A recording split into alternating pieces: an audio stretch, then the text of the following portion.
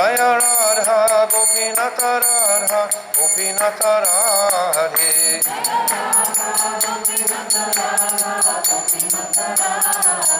Jaya Radhe Jaya Radhe Jaya Radhe Jaya Shri Radhe.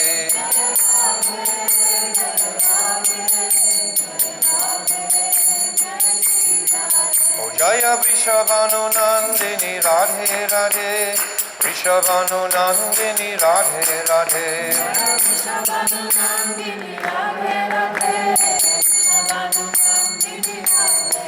O Radhe Radhe Radhe Radhe Radhe Radhe Radhe Radhe. Jai Shri Guru Garanga Gilhava Vigridhari Radha Vinod Bihari Ju Ki Jai Radha Gopinath Ju Ki Jai Satchinandana Gaura Hari Ki Jai Srila Gurudev Ki Jai Srila Bhaktivedanta Swami Srila Prabhupada Ki Jai Arupa Nuga Guru Varga Ki Jai Anantakota Vaishnava Vrinda Ki Jai Shri Vrindavan Dham Ki Jai Jamuna Devi Maharani Ki Jai Giriraj Govardhan Ki Go Premanandi Hari Hari Bol.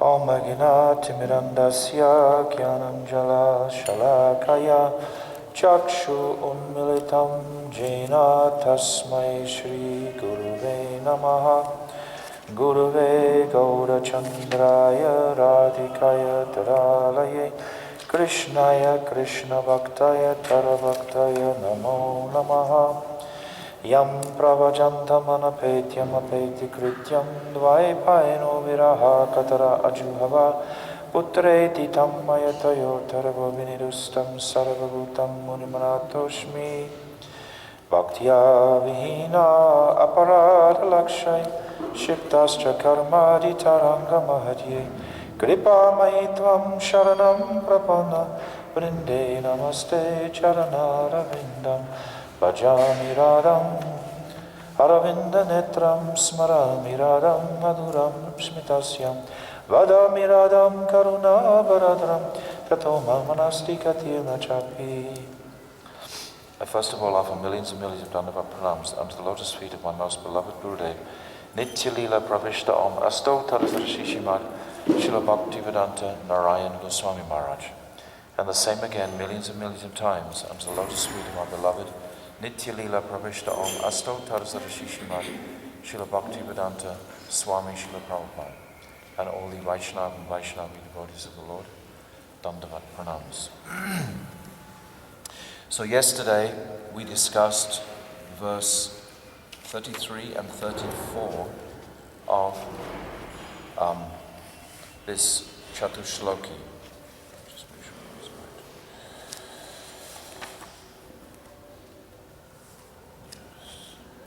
The first two verses, 32 and 33.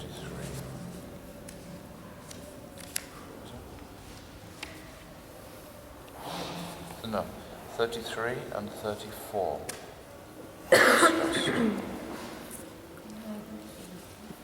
So today is 35 and 36.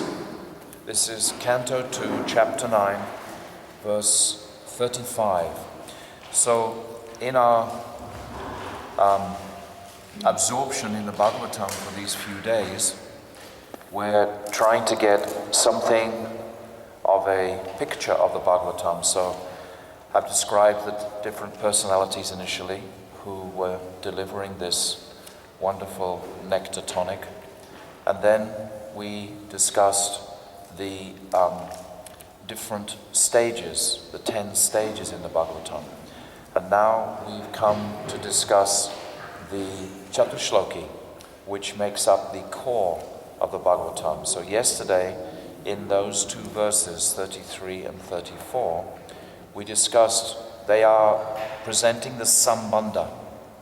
What is the relationship between the jiva and Krishna? And this requires knowledge on the part of the jiva to understand his own identity in relationship to Sri Krishna's identity. We are Anuchit, and Krishna is Purnachit. Krishna is that full personality, that full aspect of the absolute. And we are minute. So we discussed in detail how the jiva is an atomic particle. And I described the example of a spoonful of water from the ocean, how that is the same quality. And I gave 9 examples or reasons to substantiate our qualities being the same as Krishna. And I left out the 9th, I wasn't sure. It's Swa Prakash. I said it was the self-effulgence of the jiva, but I think I said it was Sudha Prakash, Deha Prakash. So it's called Swa. Swa. It's the same as Deha in a sense. It's the entity's body, illumination. So the jiva has illumination, and I described if one has clairvoyant vision, one can see the illumination of the jiva. Similarly, the Lord has illumination, but of course the difference between the quantity of the illumination is vast. So this was the essential understanding, that the jiva is always subordinate. He's always the predominated. Krishna is the predominator. This is the essence. It sounds very simple when we just say it like that, but actually it's the essence of everything, to appreciate fully our insignificance. Because this quality that is engendered by the appreciation of this truth, this will inspire humility in the heart of the jiva.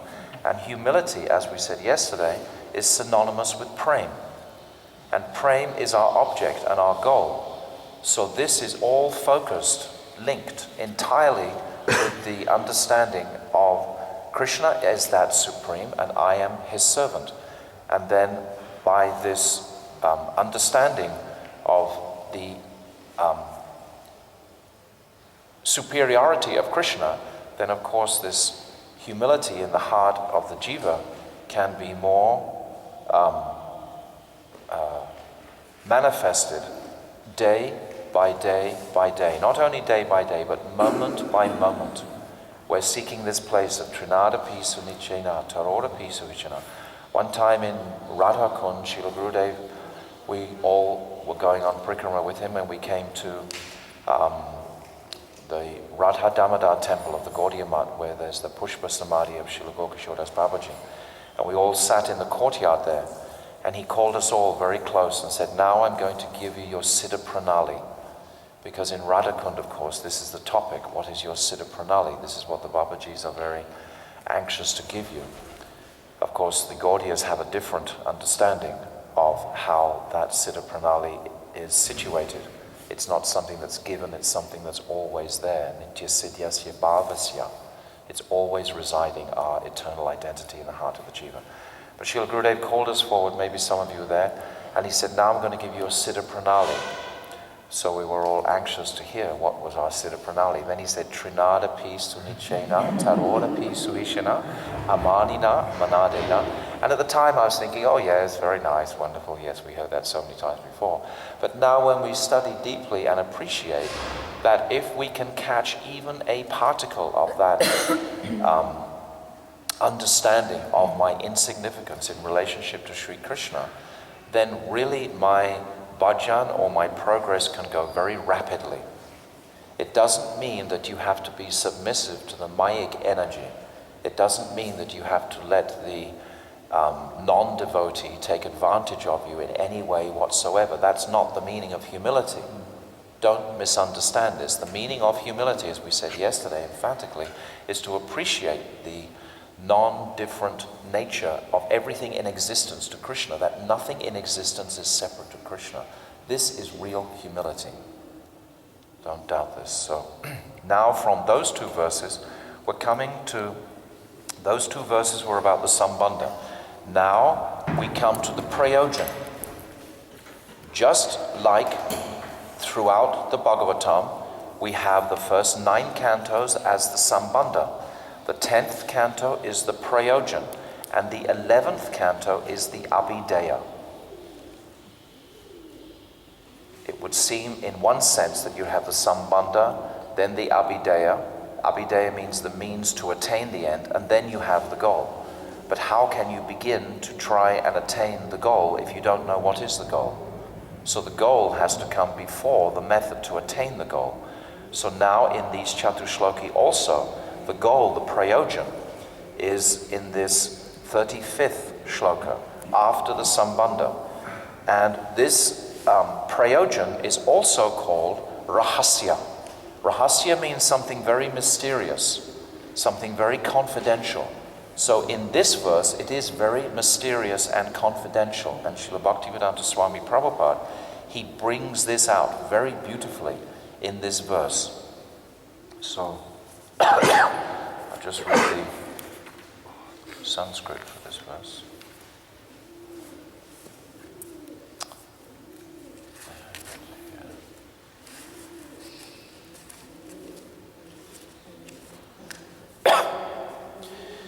Yata mahanti bhutani bhute su chashave ami pravastani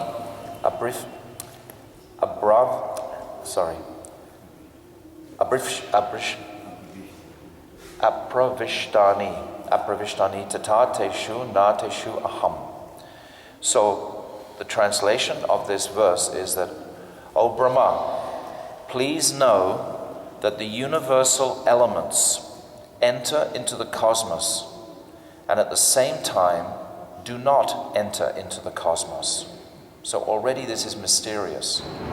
Already this is confidential to a non-devotee. But as we've explained repeatedly over the last couple of 3 days, that this achintya bhav must be fully blossoming in the heart of the devotee to appreciate these truths, this acceptance of the inconceivable. O Brahma, please know that the universal elements enter into the cosmos and at the same time do not enter into the cosmos.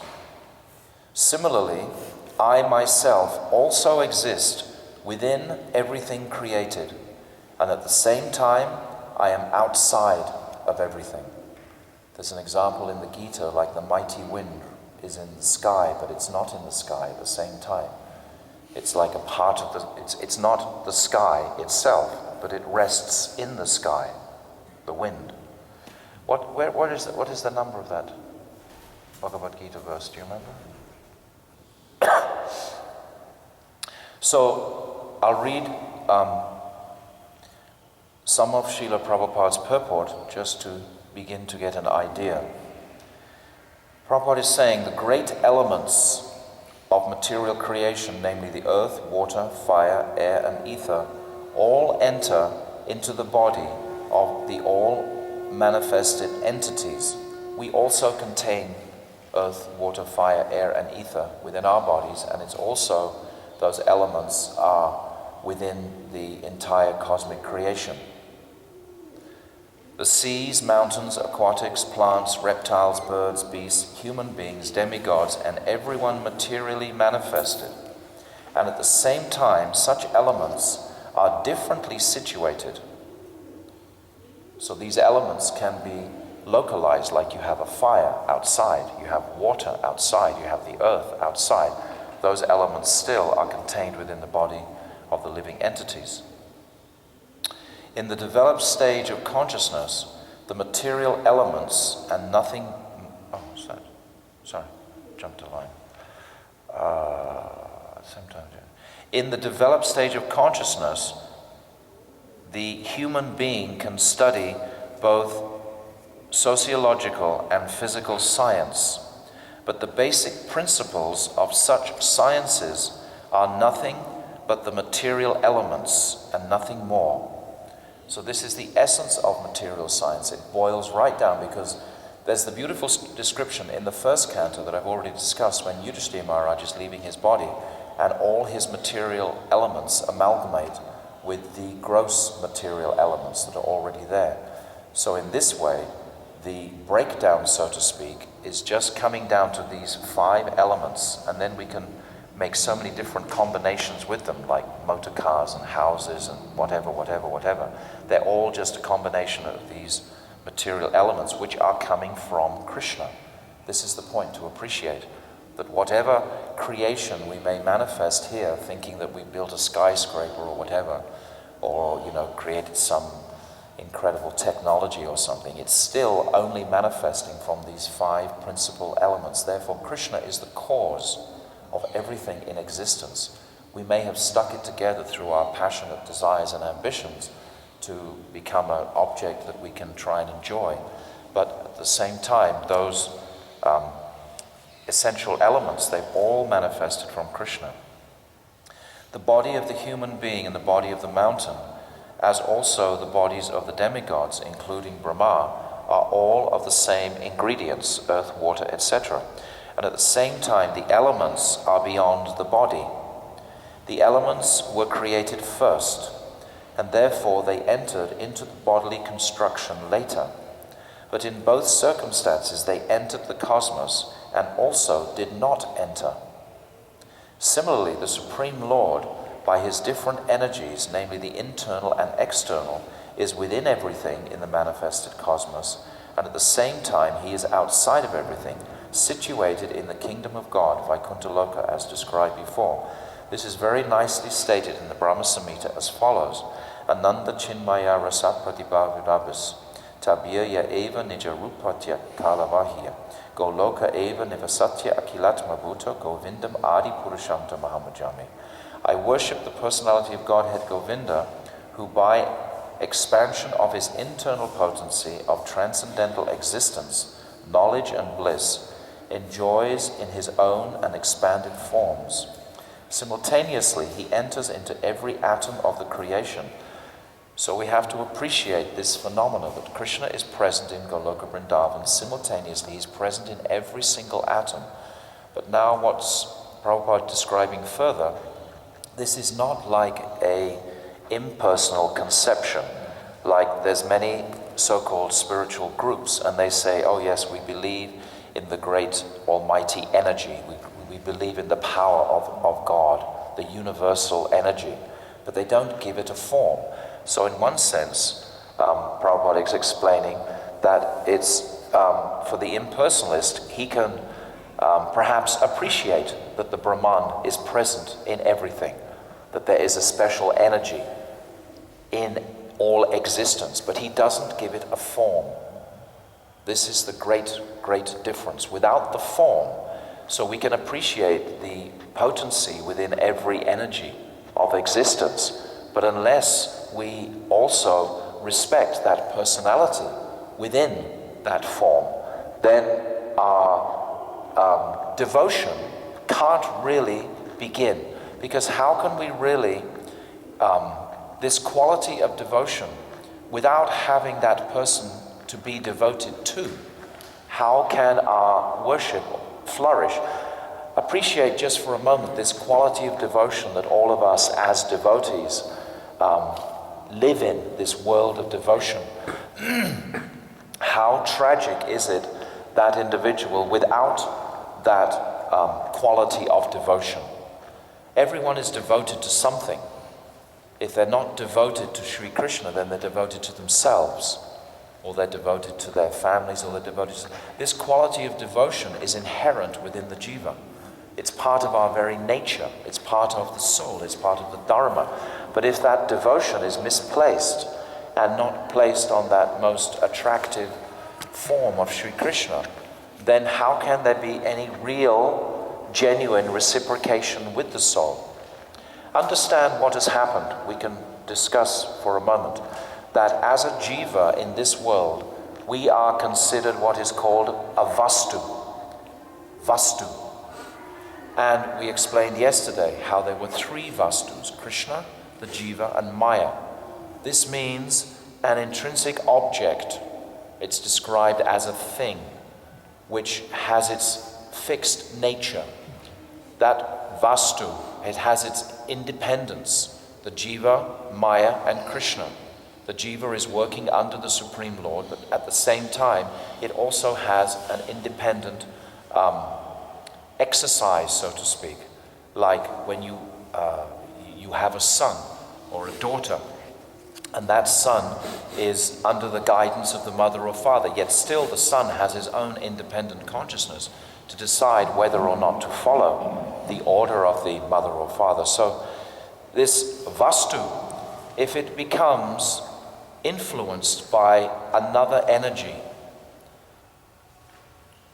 and a transformation takes place in it, that Bhaktivedanta Thakur describes this in Jivadharma, this transformation of that vastu, it's called a vikar. There's a transformation. And then that vastu begins to take on another quality, a foreign quality, by the influence of that other energy. This is our condition.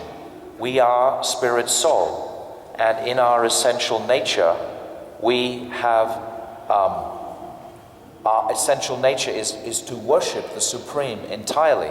But because of this proximity with another energy, we have become influenced by that energy and taken on another apparent identity. In Sanskrit, it's called nishag, this other identity. And of course, the very beautiful, clear example is that of water. Water, in its dharmic condition, is liquid. But if it comes in contact with another energy of cold, then it turns into what seems to be another identity. It turns into ice, very hard. Water is liquid, it's flowing, it's not hard. That's its nature is liquid, but it becomes hard by another environment. Similarly, our consciousnesses, our minds, have come in contact with this foreign energy, this mayic energy, this inferior energy. And because of the influence of that energy, I become different to my nature. I've become as if I'm of material nature, to such a degree where I'm trying to enjoy the material nature also. So it seems that my dharma has actually been altered. But again, just like in the example of the water, if a warm current comes and influences that block of ice, again that ice will come back to its svabhav, its intrinsic nature, which is liquid. So simultaneously, if the warm current from Sri Guru, giving me the warmth of enlightened knowledge, starts to melt this misconception of my foreign identity, this material identity, then again I will come back to my swadharma, my dharmic nature. And my dharmic nature is that simply as a servant of Krishna. So these influences through time immemorial have made me imagine that I'm something different from a pure servant of Krishna. That is my dharma, that I'm something different from a pure spirit soul. So these verses, this is the essential aspect of these verses. In this verse in particular, this rahasya, this mysterious understanding of the jiva's condition in relationship to the Supreme. The Supreme is so wonderfully attractive, and yet I've chosen to become attracted to something other than him. Now, Prabhupada explains this more clearly.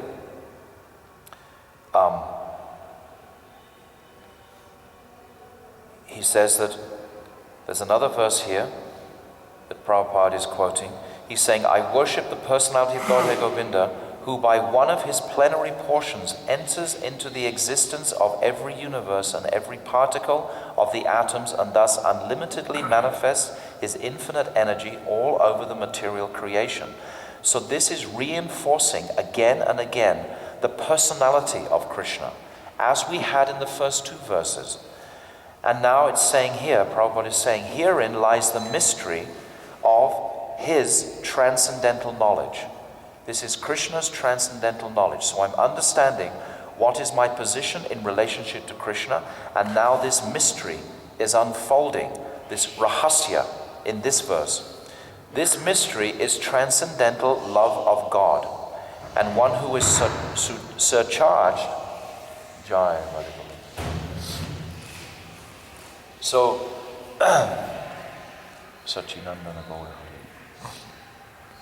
like this example that I've just told you of the water melting again with the current, how does the warm current and the block of ice, how does that relationship again manifest?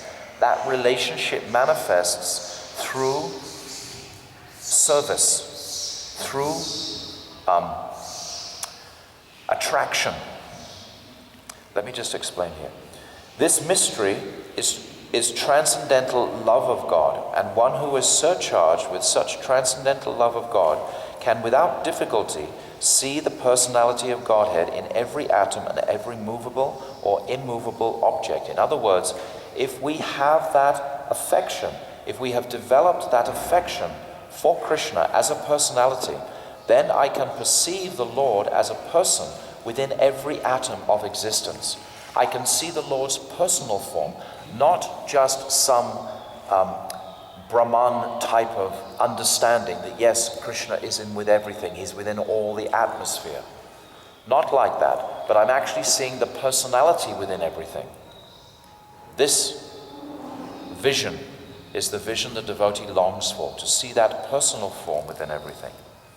And at the same time, he can see that the personality is in his own abode, Golok, enjoying eternal pastimes with his eternal associates, and also expansions of his transcendental existence.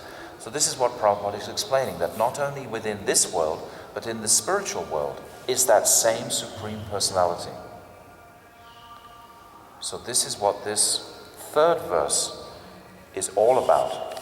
And Prabhupada is explaining extensively this aspect or this mystery of this relationship when it comes to fruition, when this sambandha, this relationship is described in those two first verses, but now in this third verse, this is what is the result of that relationship. The result of this relationship is that we'll perceive the Lord directly here, and we'll also appreciate his presence in Goloka Vrindavan simultaneously.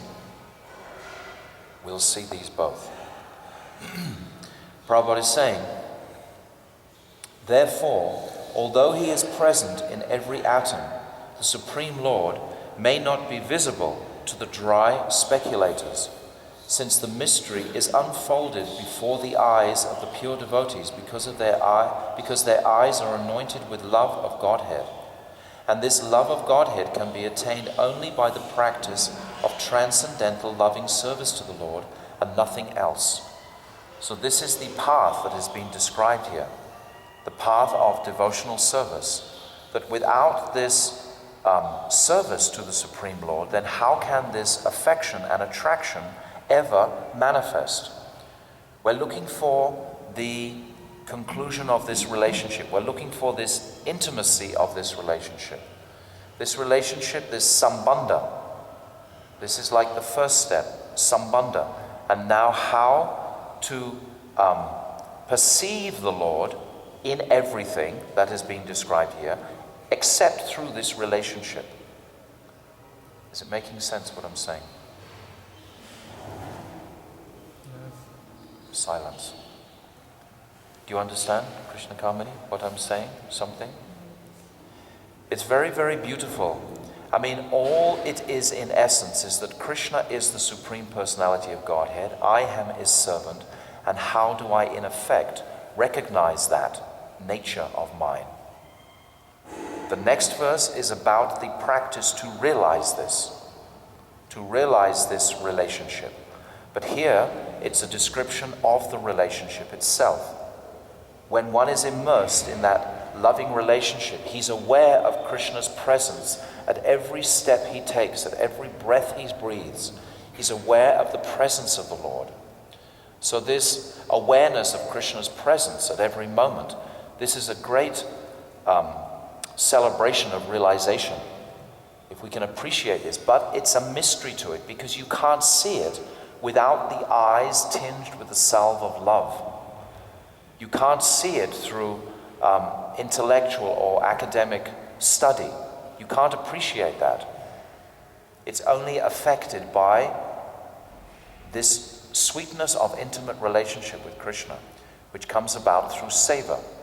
So this is in the 4th verse that is going to be described. Now Prabhupada is going on to say, that is the beauty and mystery of the process of bhakti yoga. As the Lord's desire is infallible because he is achyuta, similarly the desires of the devotees in the transcendental service of the Lord are also achyuta, infallible. This is very difficult, however, for the layman to understand without knowledge of the mystery of devotional service. So this rahasya is devotional service. This is what the rahasya is. This is what the secret is service. Service is a symptom of love. So everything is founded on affection. That whole spiritual reality is nothing but a movement of love and sweetness. In Vaikuntha also, but that love is of a different degree of the love in Goloka. But still, nevertheless, this quality of love, and love in this world is inspired or built upon by devotional service. If you first come in contact with these teachings like we did originally, and we were told, oh, can you sweep the floor? Can you do something like this? We have no idea really what we're doing. But the Lord is accepting that as devotional service. And as simply from that, he will bestow us his mercy to understand him more fully. And by a deeper understanding of him, then we can develop our relationship. Without that understanding of who is he, where is he, how is he, what is he, etc., how can we possibly develop a relationship with him? So Prabhupada, he's always comparing the devotee with the non-devotee, and the non-devotee being like the impersonalist. The impersonalist is not accepting that personal form. Therefore, his devotional service cannot be very energetic. It can't be very strong.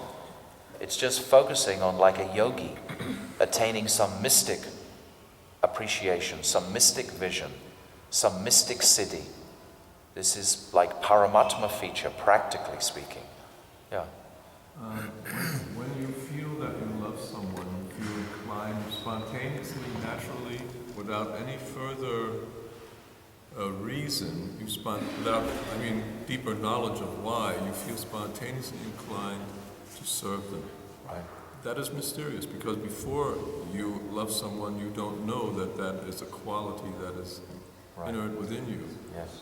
But by experiencing a loving relation with someone, you spontaneously feel the desire to serve them as an expression of their love. It can also be turned like, if I serve someone, I oblige them to reciprocate with me, or they on their part feel spontaneously inclined to reciprocate in the form of returning that love. And in the case of the spiritual master, he gives realization. And in the case of Krishna, it's not so clear. This is a kind of thing which is not so easy to enter. It's called rahasya.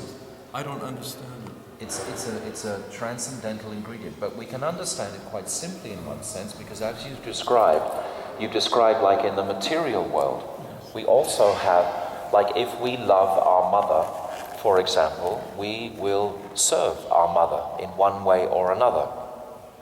And the mother loves the child, she also serves the child.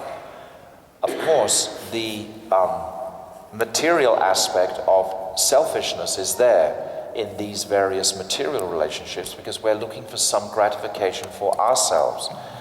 But the same equation is there in the spiritual reality, that if we have understood sufficient knowledge of the personality of Godhead, which is described in the first 2 verses of the Chatushloki, what is the Sambandha? Who is Krishna? Who is the Jiva? When we understand who is Krishna more fully, then we are more likely or more able, more qualified to serve him. Without understanding who he is, how can we really serve him? So this is the prayojan, to actually serve the Lord. It's not the abhideya. I've been discussing something of the abhideya mixed in with this prayojan. But the essential prayojan is just to appreciate the beauty and sweetness of that personality, that he enters into everything and yet he's not part of everything. He has his own place, his own abode, his kingdom, and yet he's here simultaneously. This is giving us an insight into who is this person.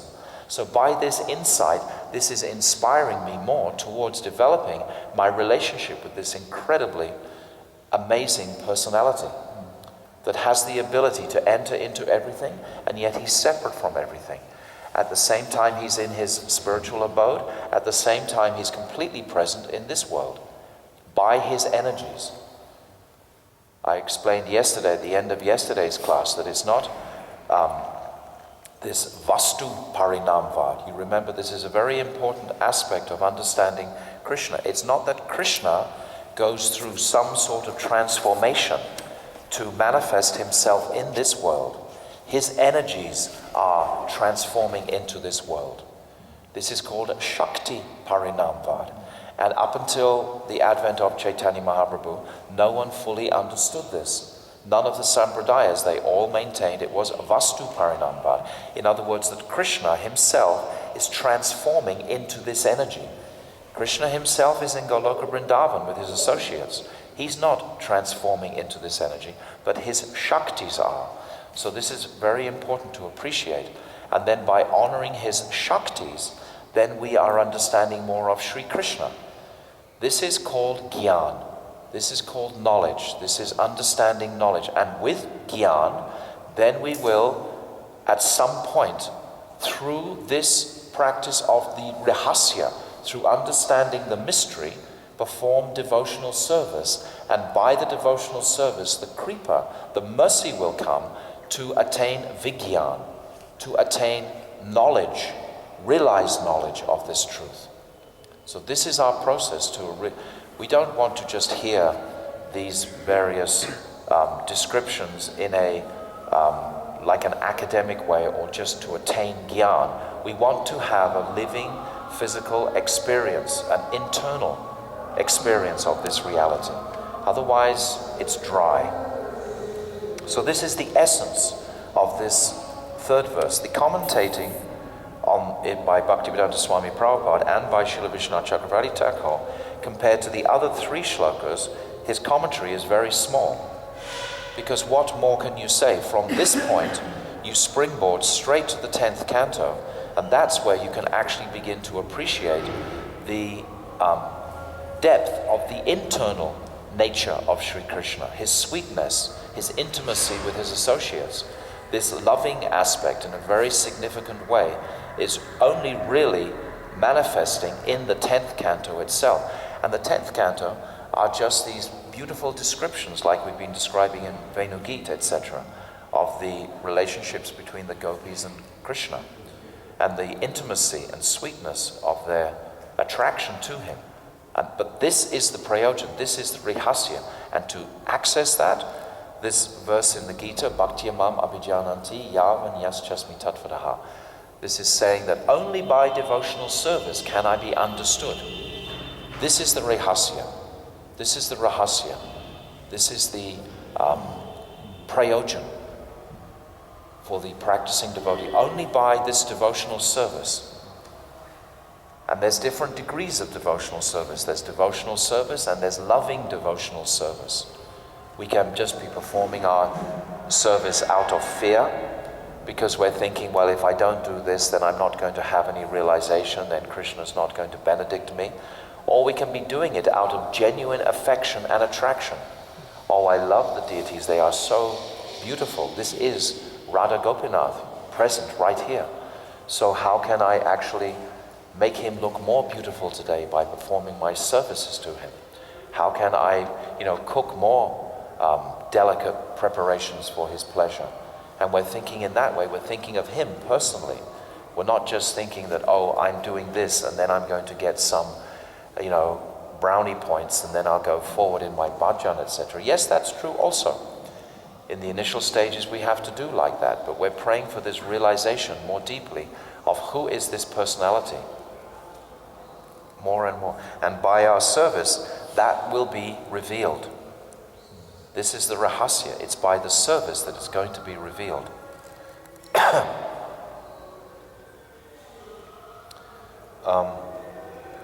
Let me just read this part again. I'll just finish up this rahasya quite soon and then we'll go into the abhidaya. That is the beauty and mystery of the process of bhakti yoga. As the Lord's desire... This is very difficult, however, for the layman to understand without knowledge of the mystery of devotional service, as it is very difficult to know the potency of a touchstone. A touchstone is really found. A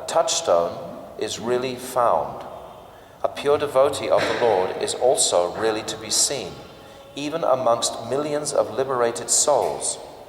Out of all kinds of perfections attained by the process of knowledge, yoga perfection in devotional service is the highest of all and the most mysterious. Also, even more mysterious than the 8 kinds of mystic perfection attained by the process of yogic performance. Then Prabhupada is quoting, "Just hear from me again about the most confidential part of the instruction of Bhagavad Gita. The same mood was confirmed by Brahmaji to Narad in the following words: Idam Bhagavatam namayanme Bhagavat oditam sangrahayam vibhutanam tvam etad vipulikulu." Brahmaji said to Narad, "Whatever I have spoken to you about the Bhagavatam was explained to me by the Supreme Lord, and I am advising you to expand these topics nicely so that people may easily understand the mysterious bhakti yoga." So by asking someone to expand this knowledge, that in itself is devotional service. Understand? Brahmaji is asking Narad to expand this knowledge. This is his bhakti. This is his devotional service, to expand this knowledge. When we're speaking to someone on the street about Krishna, this is our devotional service. This actually is the highest devotional service that can be performed, to try and influence that conditioned jiva to understand that actually he has an eternal relationship with that Supreme Lord, and he can realize that through this mysterious devotional service. This is the process to realize that. And the most powerful devotional service that we perform is this chanting of the holy names of the Lord. By this vibrating of the holy names of the Lord, this is going to give us the direct energy to understand how to please the Lord, how to satisfy Him. This is the highest service that we can perform, this chanting of the holy name. Brahmaji explained the same mystery to Narad. Narad explained it to Vyas, Vyas explained it to Shukadev, and the same knowledge is coming down in an unalloyed chain of displic succession. If one is fortunate enough to have received the knowledge in this transcendental displic succession, surely he will have the chance to understand the mystery of the Lord and that of the Srimad Bhagavatam, the sound incarnation of the Lord. So Prabhupada finishes on this understanding of the sound incarnation. So we're going right back to Lord Brahmaji, hearing this transcendental flute sound through his ear. Where has that flute sound come from? That flute sound is described as coming from the mind and heart of Sri Krishna. That's where it emanates from. From that sound vibration, Lord Brahma, he's hearing all of these truths. And from this truth, he's understanding who is that Supreme Person. It's all from that sound vibration from Krishna. He describes himself. So now we come to the last Chatushloki. This is text 36, Canto 2, Chapter 9. Etavad eva jignasyam tattva jignasunatmanaha anvaya vyatikya bayam yat syat sarvatra sarvada. So now this is the abhidaya. This is the, or tad angam.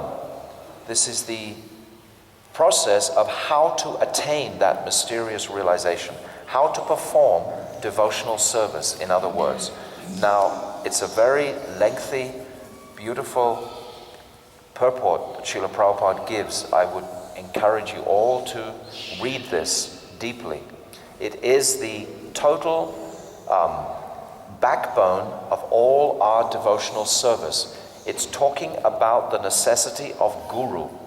Without coming under the guidance of Guru, none of the understandings of pure devotional service will ever manifest for the practicing sadhak. He must be guided by Guru.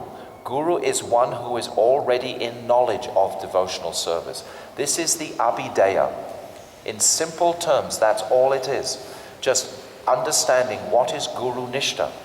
Gurudeva said repeatedly that Guru Nishta is the backbone of devotional service. So appreciating Guru and absorbing ourselves in Guru's manobishta. What is Guru's heart's desire? His heart's desire is for us to understand our relationship with that Supreme Lord, with Sri Radha and Krishna. That is his heart's desire. And he will say that in so many different ways. For some he will say do this, for others he will say do that, and so on and so on. But all collectively, it is for the purpose of realizing our relationship in service with Sri Radha and Krishna. This is the purpose of Srila Gurudev's giving us any sort of instruction. So Guru is the principal ingredient. It's the link between the conditioned jiva and Krishna. There's like a vacuum. When we're in conditioned consciousness, we have no idea of who is Krishna, where is Krishna, anything. And Krishna, he's also like not inclined so much towards those wayward sons of his, so to speak. But what is the link between these two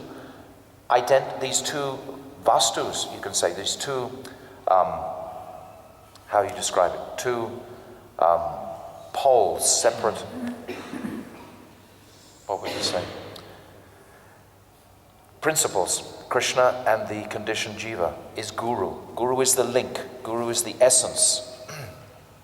So coming to Guru, but not of course only coming to Guru, tadvidi pranipatena sevaya, but rendering service to that Guru, asking questions in submission to that Guru.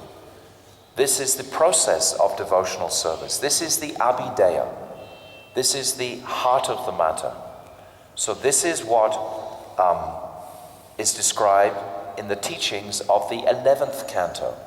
The 11th canto, they embody all of these teachings of abhideya tattva. Krishna himself, he's winding up his own family relationships with the Yadu dynasty, with the Bhojas and the Kuntis, etc. And he manifests this pastime of annihilating them all, his family members. Actually, they all annihilate each other in that beautiful pastime at Prabhash, where the 250 million of Krishna's relatives, they perform yajna and they drink this soma beverage and they become intoxicated. And with that, under the influence of that intoxication, they become angry with one another.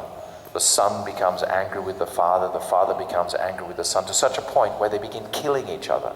And then there's a huge battle where 250 million men are killed on that battle. All of Krishna's family relatives, they had to be annihilated because he couldn't leave them behind. Something like you were talking about yesterday, when Krishna actually departs, he can't leave these immensely powerful personalities on the planet. Otherwise they would create all kinds of confusion and, strange situations with such, powerful personalities. They had to go along with Krishna. So they all wound up at that pastime at Prabhash. So this also teaches another aspect of the Abhideya, which is what Guru is constantly teaching. The shloka, or the verse, to understand Guru, Tasmat Guru Prapadyeta, Jigna Shreya Uttamam, Shabde Pareta Nishnantam, Brahmani Upashamashreyam. These three qualities of Guru. First, that he is fully knowledgeable. Second, that he's realized in that knowledge. And the third, which is what we're talking about now, is that he's fully detached from everything in this world. This is the third quality to look for in Sadguru, completely detached from everything in this world. So we see this teaching in the 11th canto portrayed by Krishna directly, showing what is the abhideya, what is the method to be able to have the ability to perform that pure devotional service. If I'm going to perform pure devotional service, I must be completely detached. For example, if I'm preparing some wonderful offering for Krishna, and the whole time I'm thinking, yum, yum, this is yummy.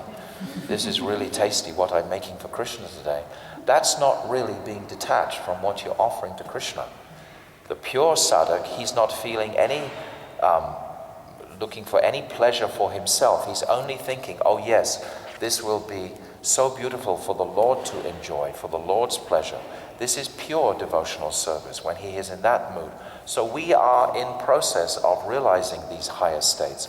But this is the method, this is the process that has been passed down to us through this teaching of the Srimad Bhagavatam. So it's very wonderful that we've discussed these 4 verses together in 2 days. We haven't discussed them in such detail. You could certainly spend a week or 2 or 3 on each particular verse, going into the intricacies. But in essence, we're stripping it down basically. So what is the rahasya today? What is the mystery? What is the prayojan? Devotional service. And now this last verse, how to perform that devotional service. In what mood? We don't know what mood. We have to be under guidance from Guru. It's only by Guru Dev's mercy that he will direct us. So now when Guru's physical presence is absent, how do we proceed then? I know personally that I felt at one point after Gurudev's absence very inclined towards the path of Gyan, thinking, oh yes, if I assimilate more understanding of the scriptures, then actually I can proceed better. No, this is actually not the path. You just become a little bit dry. You have to perform some sort of direct seva. That has to be on if you're not on that high platform, then you have to do some type of direct service. With the mood, with the bhav, which I said in the very first day, I was talking about this mood of bhav.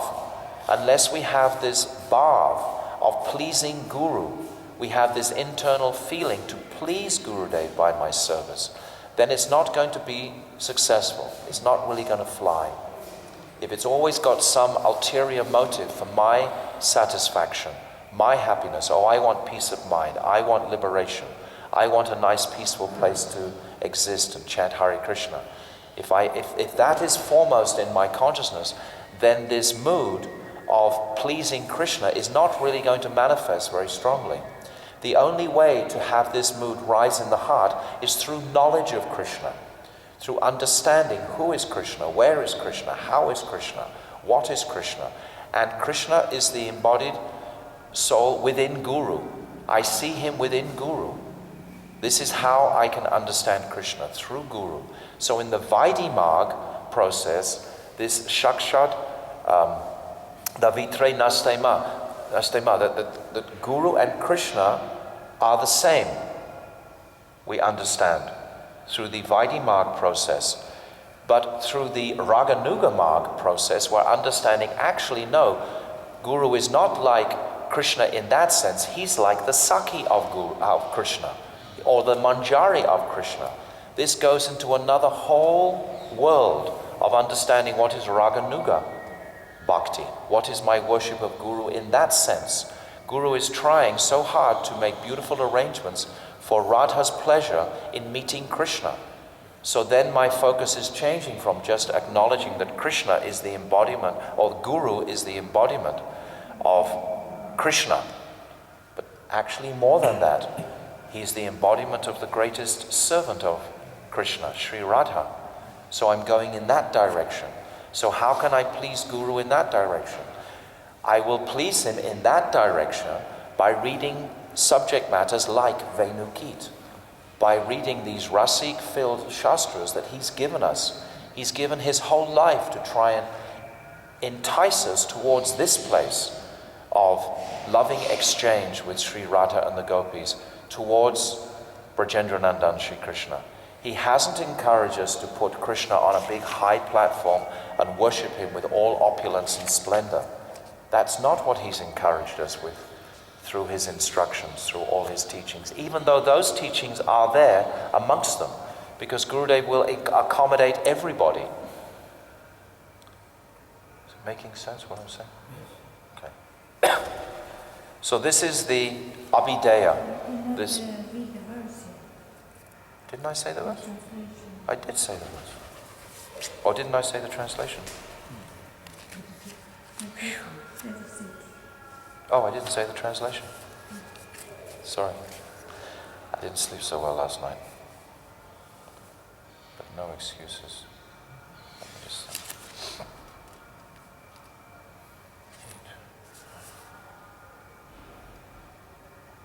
Okay, this is the translation. A person who is searching after the supreme absolute truth. So now we've established who is the absolute truth and what is the prayojan, what is the connection between the jiva and Krishna, what is that sweetness. A person who is searching after the absolute truth, the personality of Godhead, must certainly search for it up to this in all circumstances, in all space and time, and both directly and indirectly. This is the... I'll read you another translation of that same verse. A person inquisitive about the truth of the self and the super-self, Atma Tattva, should inquire always and everywhere through both direct and indirect means of deliberation about that supreme absolute truth. So this is saying, it's inspiring us with inquiry. So if one is genuine, sincere, and actually wants to have darshan of Krishna, then he is inquiring into how to perform devotional service. And who does he inquire from? He inquires from Guru. This is who he's inquiring from. Guru is the guiding light. He's the one who is guiding us in how to make the best use of our time in this world.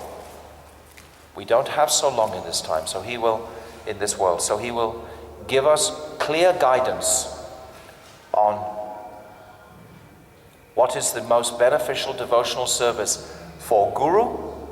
He wants his literatures, for example, to be distributed because he knows this is in the best interest of all the conditioned jivas. If they get one of his literatures, one of his books, if they get in contact with that. And he also knows from our personal practices what is most beneficial for us. Gurudev has said different instructions to different people. Personally, in my life, Gurudev said so many times, just do bhajan in this life.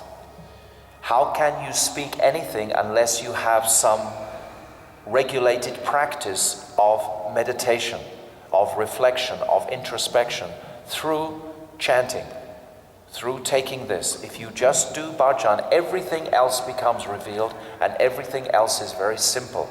So this was the essence of his instruction to me personally and to so many others. But it's not, all the jivas are not all the same. Some of us, he will say, yes, you should open a center in Bangalore. This is my instruction to you. You take it as your life and soul.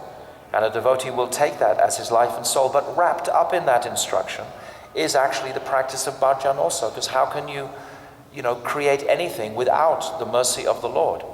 How can anything transpire without his mercy? So it's necessary in all conditions to actually perform this bhajan. So Prabhupada, he's explaining in many places through here about the necessity for Guru. He's saying here, just fine.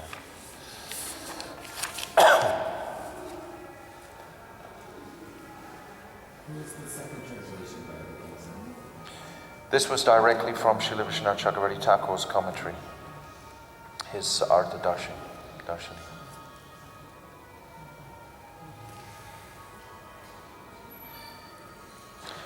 He's saying again, the purpose of life is to become absorbed in the transcendental name, qualities, form and activities of the Supreme Person. Vasudeva means to change the temper of the mind from matter to absolute knowledge, which leads one to the path of absolute realization.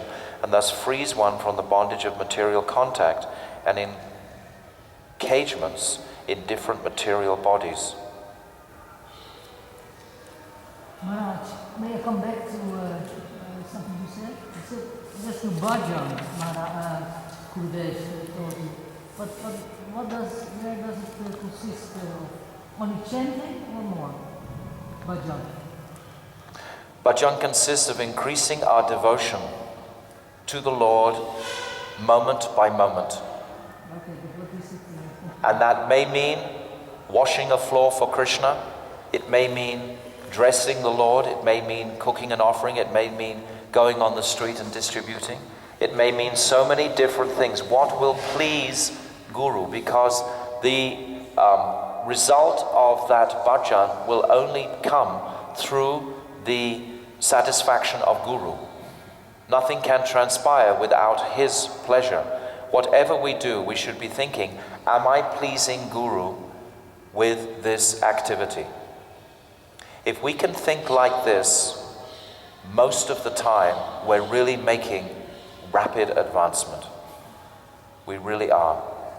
We can apply it in every single activity of our lives. For example, if you have to go and buy some soap or some toothpaste, you can think, would Gurudev approve of this soap or toothpaste, for example? Would Gurudev approve of this piece of cloth that I'm buying? Would Gurudev approve of every single thing that I'm doing, every action that I make? Would Gurudev approve of me sleeping through Mangalati regularly? Would he approve of that? Would he approve of, whatever we do in our activities? We perform so many different activities. And we should be always thinking, is Gurudev going to be satisfied with this? Is Gurudev going to be satisfied with this? And we should be always thinking, in our personal relationship with Gurudev, we should have come to understand what he's pleased with and what he's not pleased with. And overall, principally, he's going to be pleased, of course, if we're satisfied. Also, we can boil it down to that place also. If we are happy in our lives, that will also be pleasing to Gurudev. But what constitutes our happiness or satisfaction is if we're pleasing Gurudev. So it's a catch-22. It's both ways. Both ways. So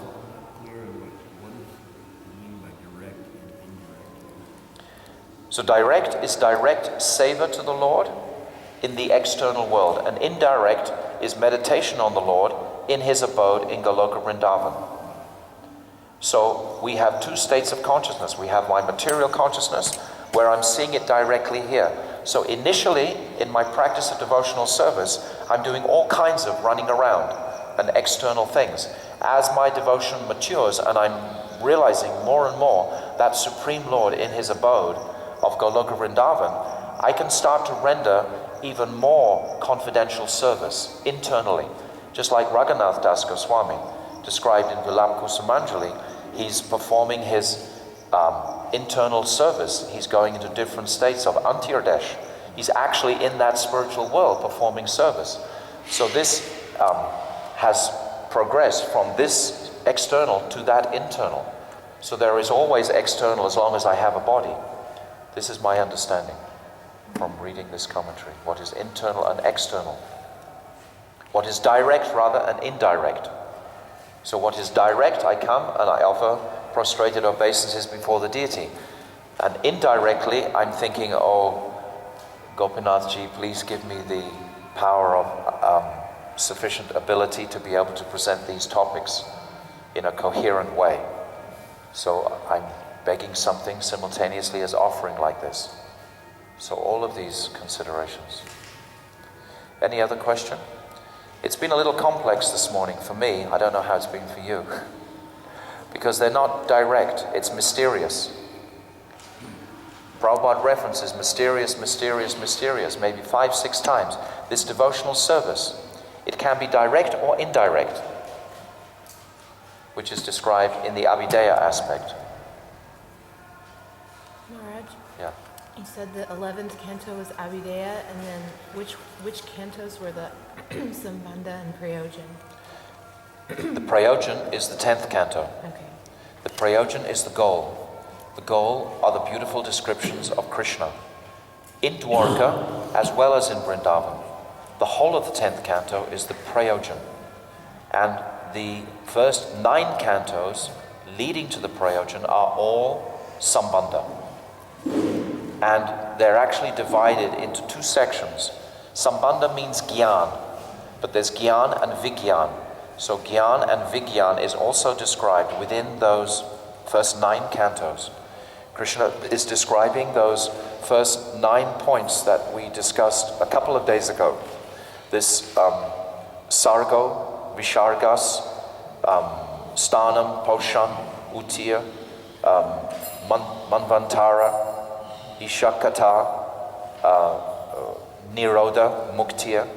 These 9 stages that we discussed, they are showing who is Krishna and how is my relationship with Krishna. They're describing different beautiful devotees' relationships with him.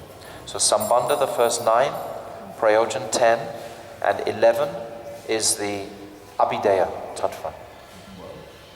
And 12, parts of 12. 12 is also the Samam Bonam, it's described. The conclusion of everything is concluded in that 12th canto. I think we've been very fortunate, when we sat down on the first day, I didn't think that we would be able to describe such a broad picture of all the Bhagavatam, but I'm beginning to feel a little bit satisfied that we've actually touched something of the Bhagavatam in these days. We haven't described stories such as Ajamil, we haven't described Ritrasura, Chitraketu, we haven't described Puranjan, we haven't described Jat Bharat, we haven't described the battles between the demigods and the demons, we haven't described the churning of the ocean of milk, we haven't described Prahlad Maharaj. These are all personal aspects, and almost like you can relish them in almost their story form. They're so beautiful to actually just read and absorb ourselves in. But we've discussed a lot of the links and the connecting points throughout. And if you apply, particularly, of course, these 4 verses that we've discussed, you can apply them throughout. The Sambandha, the Prayojan, the Abhidheya. Yeah, I have another question about the pastime that you described at Pravash for Krishna's family members leaving this world as his pastimes wind up. Why such a violent, seemingly like almost violent, like petty way, like family members killing each other, being intoxicated? I know, not petty, but it seemed, like externally, it's like Krishna could have done anything, couldn't he? Yeah. He did something very glorious. What's the question? The question is, why did Krishna perform or arrange such an activity that the Yadu dynasty would be like on self-destruct? Well, because of the power of the Yadus, who else could destruct them? Who else could destroy them? Only Krishna could create like some phenomena, like an earthquake, and smash them all to pieces that way. But instead, he let their own strength come back onto themselves. No one else could defeat Satyaki in battle. But when he was fighting with his brothers and his father and all those relatives, they had the same power that he had, so they were able to actually kill each other. And whoever couldn't kill each other, Krishna went in himself with those sharp canes, and he finished it off with Baladev. They wound up the whole thing. So it's showing through this action, Krishna has to relieve the world of these powerful personalities. This is already, understood. He can't leave the world with these. He's done everything. He's relieved all of the warring armies, these 700 million, on the battlefield of Kurukshetra. He's relieved the world of so many demoniac forces. And now he wants to leave the planet, but he can't leave with all these powerful personalities behind. So he arranges through a very beautiful pastime where the arrogant sons of Krishna, it's described, they come in front of these sages and they start joking. They've dressed up one of the sons, Samba, as a woman, like a woman, and they've made her look like she's pregnant. They put some cushions underneath her sari, and they say, "Oh dear sages, what what sort of child is going to be produced from this beautiful, lovely maiden?" You know, and they're just making fun of these sages. These sages are so... There's like Devarshi, Narad is there, Durvasa is there, Agastya Rishi is there. All these very, very powerful personalities are there. And these young kids coming up and playing some sort of a trip game, you know, because they think, "Oh, my dad is Krishna, he can do anything," you know.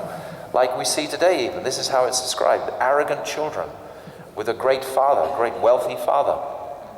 And then they ask a few times and the sages just ignore them like they would ignore children. Then finally Durvasa, of course, who has the most, you know, gets the most agitated, he spins on them and says, "You'll give birth to an iron club.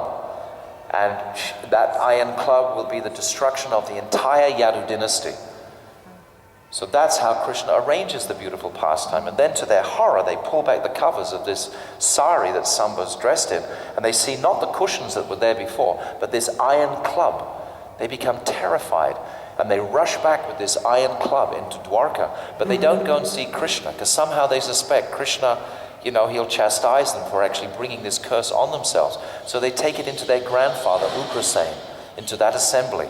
And they show the iron club, and all the assembly are there, and they're seeing this, and they tell about the curse that Durvasa has given.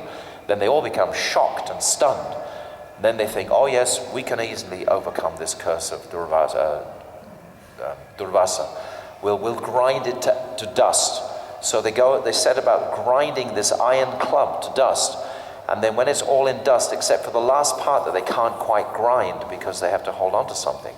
So that little nugget of iron and all the dust, the filings, they throw. Ugrasen is described, he throws himself. He puts in his cloth and he personally takes to the ocean and he throws it all in the ocean. Then it's described how all those iron filings, they all go to the bank of the ocean and they all immerse themselves in these canes that are growing on the edge of banks of the ocean. So those canes become very hard and sharp, like iron rods. And then this little piece that's left gets swallowed by a fish. And then this hunter, his name is Jara, his wife catches the fish. And then as she's cleaning it, she finds this piece of iron inside the body of the fish. So she gives it to her husband, who makes an arrow out of it. So then when Uddhava is asking for instructions from Krishna in Dwarka, right at the very end of these pastimes, it's described how Krishna encourages the demigods, knowing his desire, to make many inauspicious signs and omens, like earthquakes, like rumbling of clouds without rain, like jackals howling, like cows weeping, and men's right sides, left sides shivering. All these inauspicious omens. So then Krishna says to all the residents of Dwarka, "Oh, because of all these omens, we should go and perform a sacrifice. So we should go to the mainland and perform a sacrifice to offset these negative omens." So they all go to this place of Prabhash, and to offset these apparent bad omens. And during that sacrifice, they drink this somaras, and then they begin arguing with one another, and then they begin fighting with each other. And because it's a sacrifice, they haven't really brought their weapons with them. So some of them have even strangled each other. But then they grab these canes that are growing on the side of the ocean, and then they start whipping each other, killing each other with these sharp rods, cutting each other. And then they kill.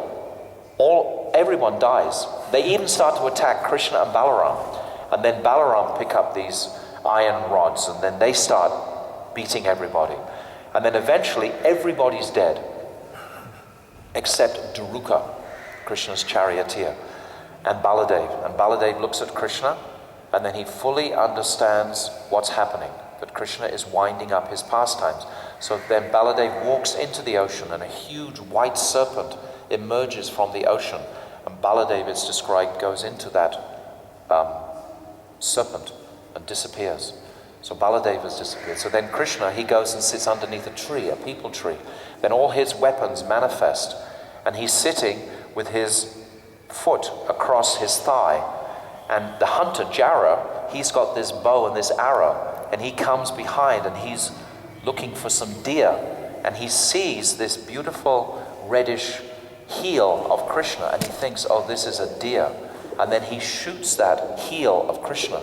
There's many stories also about that, because Krishna at one time, he was told by Durvasa Rishi to put sweet rice all over his body, and he puts it all except his heels. And Durvasa gives him the benediction that you'll never be influenced by a weapon because of that sweet rice, but he didn't do it on his heels. So this arrow is able to pierce Krishna's heel. And then immediately Jara the hunter realizes what he's done, and he comes around in front of Krishna, and he sees the beautiful Lord, and he offers prostrated obeisances, and he begs forgiveness like anything. And Krishna says, no, this is my pastime, you are my eternal servant. And then it's described a Vaikuntha plane comes and takes Jara back to Godhead, back to Vaikuntha. But the commentators say how strange it would be that any hunter would be hunting in a forest where 250 million men have just been killed. How would you possibly find a deer in a forest where all those men have just been killed? So the commentators have very close scrutiny, and this is Vishwanath Chakravarti Thakur. He's saying that this is so much the design of Krishna to wind up his pastimes. So then he sends Daruka back to Dwarka, telling them with the message, tell Arjuna to take all of my wives immediately to Hastinapur, because just in a day or so, a huge tsunami is going to come and inundate Dwarka entirely. So Daruka goes back to Dwarka, informs Arjuna. Arjuna takes all of Krishna's wives to Hastinapur, and as soon as the wives leave Dwarka, immediately this tsunami submerges Dwarka. So this is what you're talking about. This is actually the wind-up time. And then when Arjuna's taking all those wives back, he gets attacked by these dacoits, rogues, robbers, just, just common type men. And he can't use his Gandiva bow anymore. He can't kill them anymore. And the robbers, they actually overpower him and take away all the wives. And that's described like Krishna's coming back for his wives and take them back personally to Goloka Vrindavan or to wherever they were. They're not all from Goloka Vrindavan. Some of them are from the heavenly world, the demigoddesses. So he takes them all back. Then the Bhagavatam opens at the point where it ends. Remark, this is where Krishna's pastime ends at the end of the 11th canto. But the Bhagavatam opens when Arjuna arrives in Hastinapur and meets Yudhisthira Maharaj and begins to describe that his bow didn't work and all of Krishna's wives have just been kidnapped and Krishna's left this world. So that's where the Bhagavatam begins. And there's a beautiful description where Arjuna is lamenting and feeling completely bereft of Krishna's absence. And that's, I think, in the 5th chapter or the 6th chapter of part 1 of the Bhagavatam. So you have to go straight back to the beginning as soon as you finish the end. That's its nature. It's in a cycle of the Bhagavatam. You just have to keep reading it and reading it and reading it. It's so interwoven in such a beautiful way. Also, that the sunken city of Dwarka has been found 15, 20 years after they. Say that again? That sunken city of Dwarka has been found. Yes. That's, you can see it on YouTube. 94 square miles. Yeah. 94 square miles. Yeah, he's described like that. He manifested himself as so many dacoits and took back all his wives. But then after that pastime, that's how he goes back to the Vaidhi Bhaktas, to Lord Brahma, Lord Shiva. But actually he goes back to Vrindavan Dham. And then he meets with all the residents of Vrindavan. And then he takes them all back personally to Goloka Vrindavan.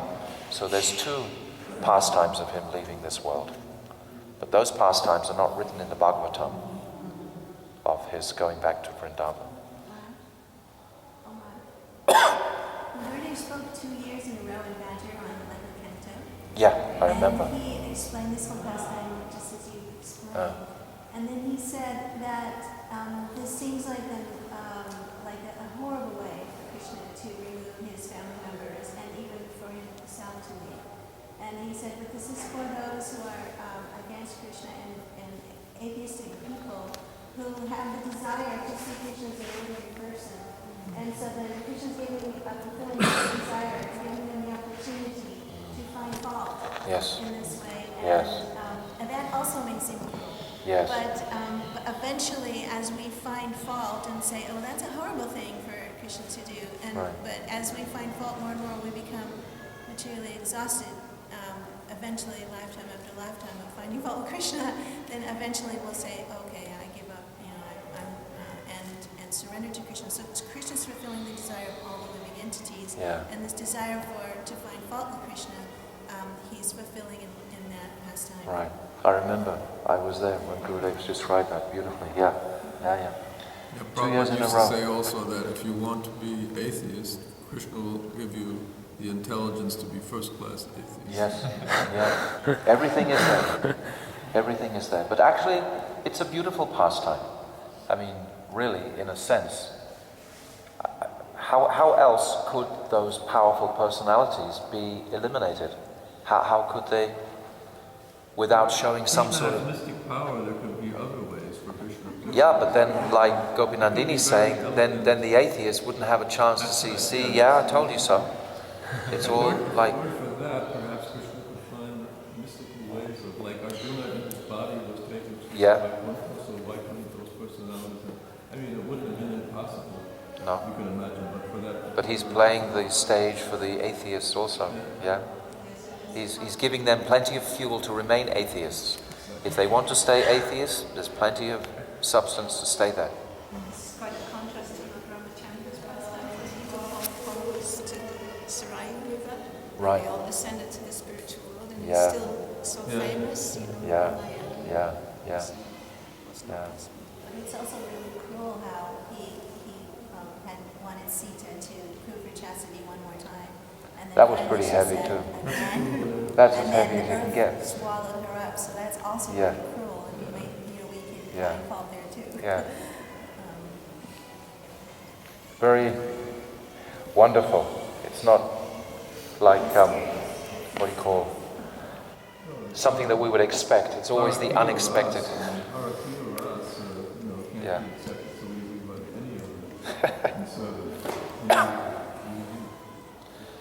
Jai, Srila Gurudev ki jai.